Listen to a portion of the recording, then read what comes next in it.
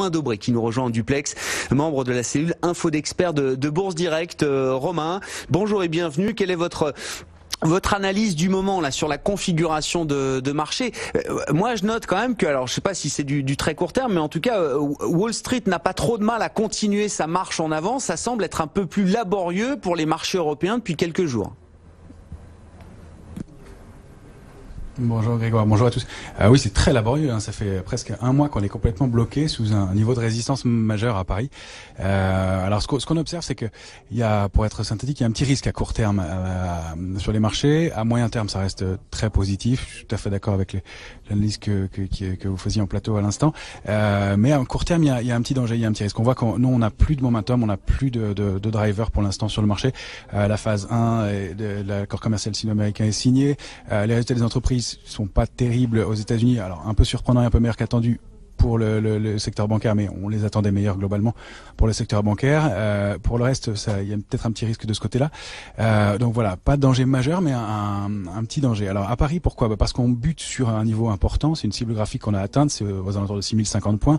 On la visait depuis le mois de septembre. On arrive dessus. C'est non seulement une cible graphique, mais aussi la borne haute du canal haussier au sein duquel l'indice parisien évolue depuis 2011. Donc c'est évidemment un niveau psychologique, technique majeur qui est observé par tous les investisseurs. Et on a buté dessus, je compte plus les fois, 7, 8, 9, 10 fois. Et c'est la même chose, et on a été touché la même cible, le même équivalent sur l'indice Dow Jones hier. Donc voilà, il y a manifestement un niveau technique important. Alors si on observe aussi graphiquement, le DAX est toujours dans cette configuration qui est pas du tout favorable, en triangle inversé, avec des cotations qui sont désordonnées, et avec des amplitudes qui sont à l'inverse de quelque chose de structuré, mais de plus en plus basse et de plus en plus haute, depuis plus d'un mois maintenant, et qui donne des signes de désorientation du marché. Donc ce triangle inversé, c'est souvent un signe de risque en haut de marché, et sur le DAX c'est vraiment assez visible. Après, on vient de le dire, on manque un peu de driver à l'instant et à court terme pour les marchés, et il serait assez favorable de replier un peu pour pouvoir rentrer sur des prix plus intéressants. Il y a aussi un peu de complaisance à court terme. On sent que le scénario qui était un peu pessimiste, un peu timide, un peu timoré depuis le début de l'année devient un peu plus optimiste, un peu plus pro prise de risque, même si les scénarios proposés sont globalement très prudents, puisque les niveaux sont hauts. On constate qu'il y a un peu plus de volonté de prendre du risque sur le marché.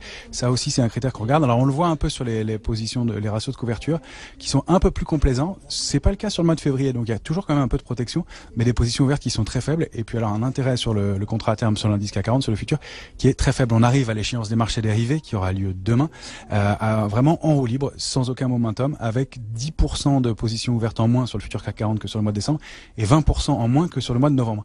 Donc, il n'y a pas d'intérêt, ça veut dire qu'il y a du cash, ça veut dire qu'il y a des liquidités, et donc peut-être des signaux positifs à moyen terme et long terme, mais pour l'instant à court terme pas de driver. Et puis alors un phénomène aussi intéressant, une mini euphorie qu'on a pu constater sur les small et mid caps. Vous vous souvenez que c'est un secteur qui nous intéressait beaucoup depuis le mois de septembre. On avait travaillé sur les biotech, sur pas mal de petites valeurs, et puis alors depuis une dizaine de jours, c'est carrément vraiment la limite de l'euphorie, c'est-à-dire qu'il y a énormément de figures de retournement qui se mettent en place, et on constate qu'il n'y a pas beaucoup de discernement de là-dedans. Alors il y a des valeurs qui se retournent avec des news, avec du news flow, avec des annonces, et donc des choses intéressantes qui sont de bon augure pour le moyen et long terme.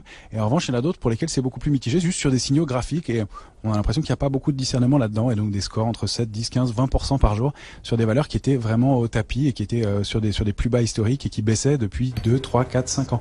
Donc ça, ce comportement sur les small et mid cap, ça pourrait être aussi un signal d'épuisement et de risque à court terme. À court terme, c'est toujours quelques jours, quelques semaines, hein, c'est pas très long. Ouais, mais pourquoi épuisement forcément, Romain? Il faut expliquer peut-être cette logique-là. On a tout regardé sur les grandes capitalisations, on a déjà tout fait, donc on va de plus en plus loin dans la cote, prendre de plus en plus de risques, ou en tout cas être dans une logique beaucoup plus spéculative. C'est ce qu'il faut comprendre, Romain? Ouais, tout à fait. Et puis sur des secteurs en retard, et puis un effet de retombée mécanique qui fait que les grosses valeurs ont bien performé, et qu'elles ont donc elles entraînent aussi les petites valeurs qui étaient un peu en retard, et donc des petites valeurs ont des liquidités, elles se retournent, et puis il y a beaucoup de fusions, il y a beaucoup il y a un marché qui globalement se porte mieux que ce qu'on attendait. La récession est moins importante qu'on le pensait. Le marché et les cycles semblent vouloir se retourner économiquement parlant. Donc tout ça, descendent d'un cran vers les petites et moyennes capitalisations, manifestement, et sur certaines, ça leur donne de l'intérêt et des marchés qui se reprennent et qui fonctionnent. Alors surtout sur les secteurs technologiques, vous en parliez, c'est le cas. Sur les secteurs des matières premières, il y a des frémissements qui peuvent être intéressants aussi. Alors pas directement sur certaines valeurs, mais indirectement sur des équipementiers, sur des valeurs liées au transport, des matières premières, etc. Toujours, voilà, des frémissements de ce côté-là. Donc c'est ça qui a l'air de passer un cran plus bas et qui a l'air d'aider certaines petites et moyennes capitalisations. Le secteur des biotech, on en a parlé aussi. Il y a des choses qui se passent. Alors c'est là où il faut beaucoup de discernement. Il va falloir ne plus acheter toutes les petites valeurs qui payent le marché et qui remontent un peu parce que là les signaux graphiques étaient un peu faussés. Je pense qu'il va falloir un peu plus de discernement. Mais là on a une configuration qui, à mon sens, après l'échéance des marchés dérivés, et on l'a vu souvent, pourrait consolider de 5% environ, en moyenne entre 4,5 et 6% selon les indices. Mais vraiment pour des questions techniques aussi, dans un marché qui est un peu sain. Alors pourquoi ? Parce que il n'y a pas beaucoup de drivers dans l'immédiat, on l'a dit, et puis il y a le fait que pour rentrer sur les cours au niveau actuel, c'est un peu difficile, et voilà. Pourtant, il y a des liquidités dans le marché, ça c'est plutôt l'aspect favorable des choses à moyen et long terme. Il y a des liquidités toujours dans le marché, on le sait. On sait que les gestions sont pas mal sous-investies, elles étaient beaucoup allégées, elles n'ont pas pris beaucoup d'initiatives. On constate que le marché reste toujours hyper technique, drivé beaucoup plus par de la spéculation que par du fond. Mais pour les valeurs leaders, elles franchissent des nouveaux sommets. Kering encore aujourd'hui, qui continue à être payé, qui fait un nouveau record en séance, qui est recommandé. Donc voilà, les valeurs moteurs, elles ont toujours le vent en poupe, mais les petites et moyennes aussi commencent à se retourner. Et ça, c'est aussi un élément probable de fin de cycle peut-être. Alors fin de cycle à quelques mois et là peut-être un an et demi. Il y a encore du temps et un marché qui a l'air de vouloir monter. En plus, on a un président américain qui a l'air de défendre les marchés tant qu'il le peut, des banques centrales qui sont favorables, vous l'avez dit. Et puis graphiquement, ça correspond très bien à un moment de pullback après un marché qui a validé des figures de retournement haussière et qui là pourrait aller se réappuyer sur ses lignes de coût une fois encore, mais pour valider cette fois-ci des figures de long terme et donc fournir des opportunités pour remonter un peu. Donc globalement, voilà, on a une configuration qui est plutôt favorable, un peu d'incertitude et un peu de flou à court terme, quelques jours, quelques semaines, et l'échéance des marchés dérivés, toujours un élément important, un moment important, donc ça pourrait tirer jusqu'à l'échéance, on l'a déjà vu aussi, et que le marché soit excessif, et les excès, il faudra s'en méfier, même si on arrive à franchir les niveaux techniques sur l'indice parisien. Alors c'est toujours 6062 sur le futur CAC 40 qui est le niveau clé à franchir en clôture, il est hyper bien identifié maintenant, on n'a pas réussi à vraiment s'installer au-dessus, même si on le franchissait pour une séance, et il faudrait pas le prendre comme acquis, il faudrait clôturer au moins 3 séances au-delà de ce niveau pour considérer que le marché reprend des couleurs et finalement ne consolide pas et que l'intérêt revient. Si en revanche on n'arrive pas à valider ce scénario-là, on a de bonnes chances de revenir tester 5940, 960, 970.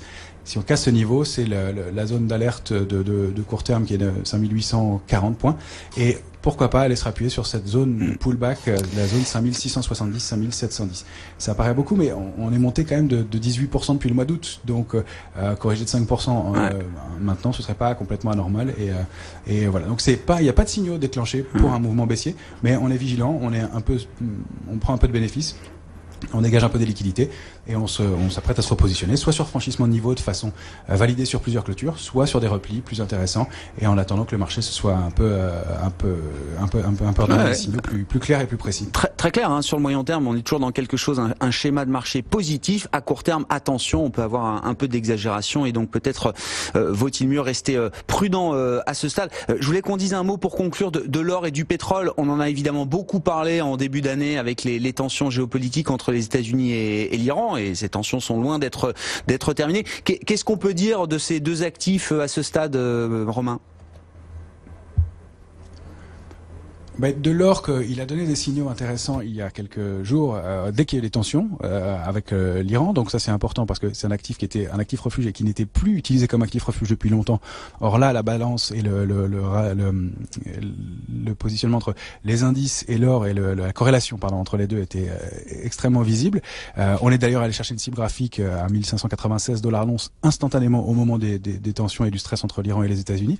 On est redescendu tout de suite sur un niveau de support important, même un peu en dessous. Mais 1555 $ l'once, c'est un niveau important. 1596, c'est la première cible. Derrière, c'est 1692 et qui pourrait être testé à moyen terme aussi. Mais ça reste un actif qu'on surpondère toujours avec de l'intérêt dessus qui remonte, des positions vertes qui sont toujours assez solides. Et puis cette pondération qui est intéressante et qui est une position de moyen long terme à conserver. Et tant qu'on est au-dessus de ces niveaux de 1550, alors le stop il est à 1527 $ l'once, un peu plus bas, mais au-dessus de ces niveaux-là, on est toujours long sur cet actif.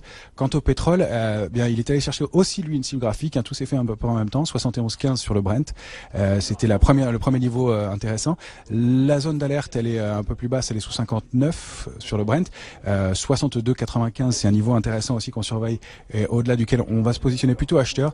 Pas pour un gros momentum à court terme parce qu'il y a eu un peu d'exagération et un besoin de se recaliser, mais pour aller chercher pourquoi pas les cibles à 69 puis 71,15 à nouveau.